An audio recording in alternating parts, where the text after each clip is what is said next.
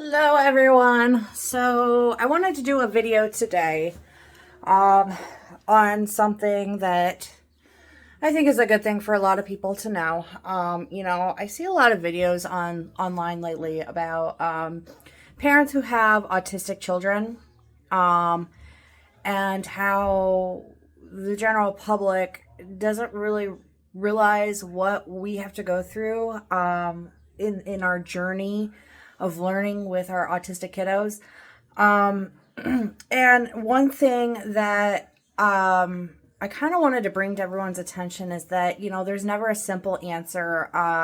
There's never an easy solution. And honestly, a lot of times you're going to find a solution to something, and your autistic kiddo is going to figure out a way around it. It's just going to happen.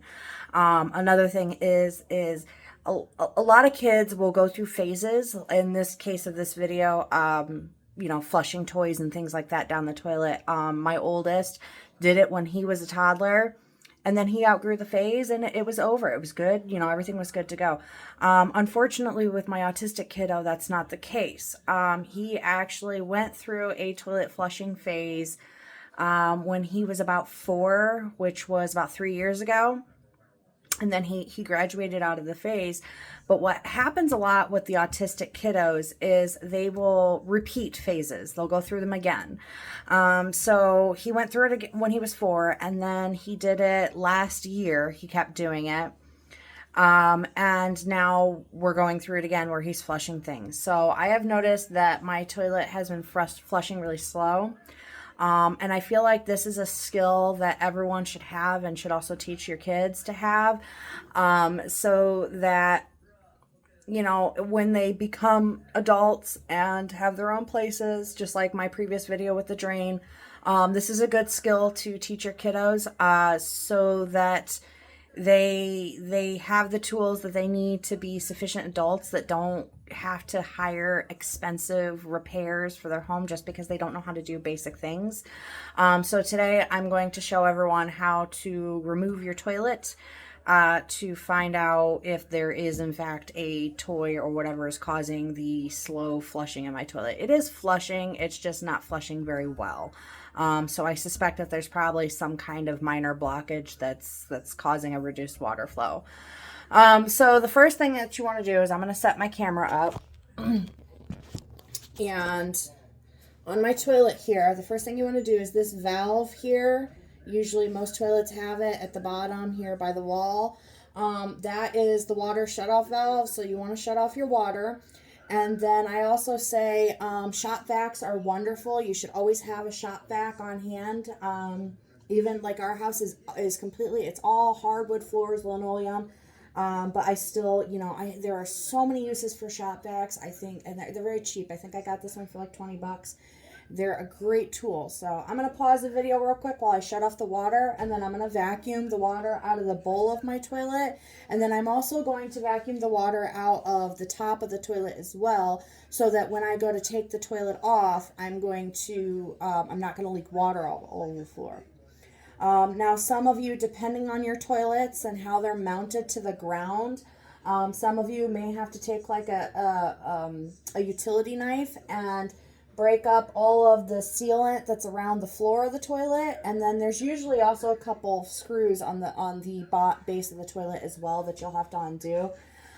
Because we go through the repeated phases in our house of my son flushing things, we actually opted to leave the screws out because the flooring underneath the toilet wasn't really stable enough to hold the screws anyways. Actually, the previous screws that were on the toilet from the previous owners, they were actually mounted into the wax seal, so they really weren't doing any good anyway. So what we do is we just break the seal, and then we'll take some rubbing alcohol and put it on the seal to cut the seal off of the toilet and the floor, and then we'll reseal it after we're done. So just give me a few minutes. I'm going to get this all taken apart, and then I'll show you guys what I do to try to fix the toilet.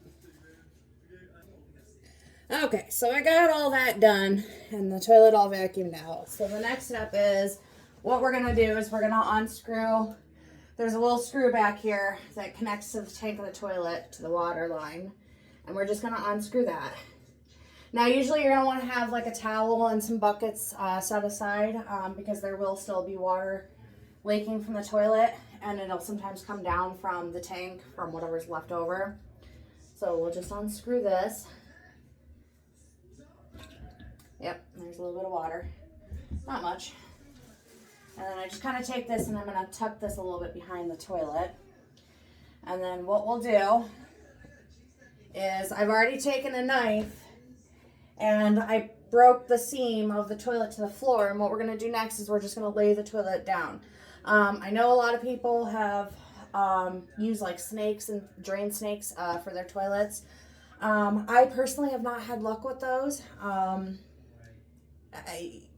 It just doesn't work for me. I find it a lot easier to do it this way. And also I noticed in the past when I've used drain snakes, they really scratch up the porcelain of the toilet, and I really don't like that. This is just my preferred method of finding leaks, is accessing it from the back end of the toilet, because odds are that's where it got caught. So what we'll do is we're going to slowly just lean the toilet over.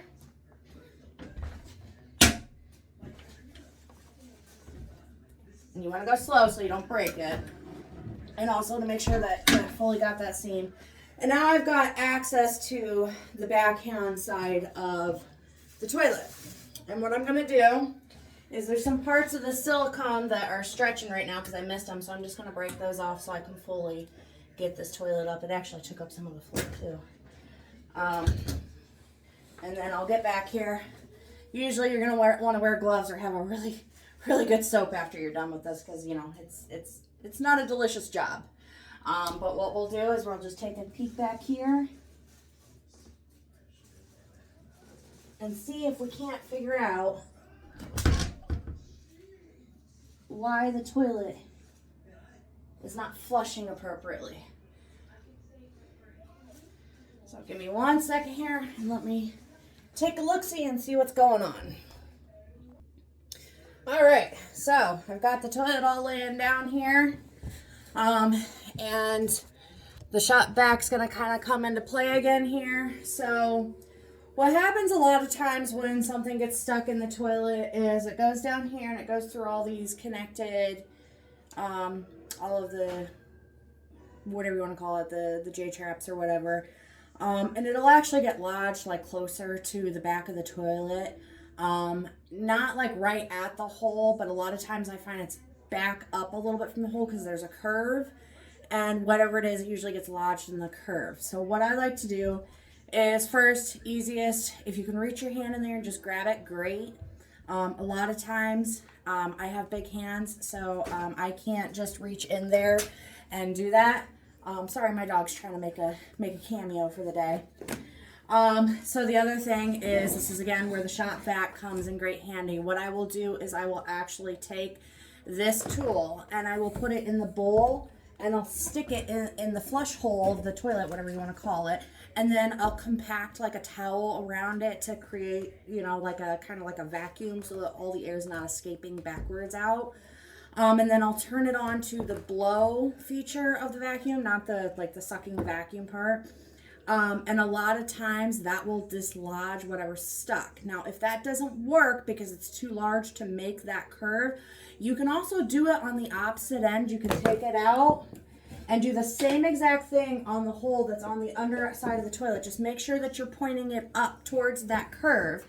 And again, you know, tuck some towels in around the hole and really hold it there while you're turning the vacuum on. And a lot of times it'll blow it out into the bowl. Or also what you can do is if you hear it knock loose, but it didn't like come out the bowl, what you want to do then is flip the toilet upside down completely. Usually that's like a 2-person thing. I would recommend it be a 2-person thing. I've actually thrown out my back doing that.